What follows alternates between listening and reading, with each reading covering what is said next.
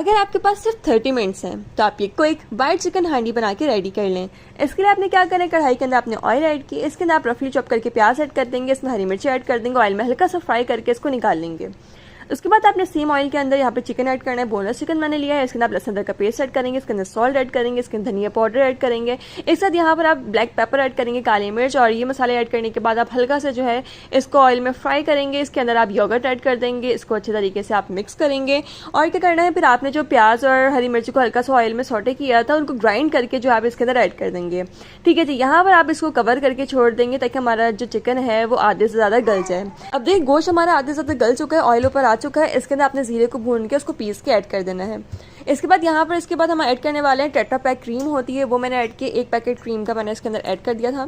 Cream add करने के बाद आप इसके अंदर ऐड करेंगे गरम मसाला, और उसके बाद यहाँ पर ऐड करेंगे आप कसूरी मेथी और हरी मिर्ची डाल के जो है आप इसको मिक्स कर देंगे।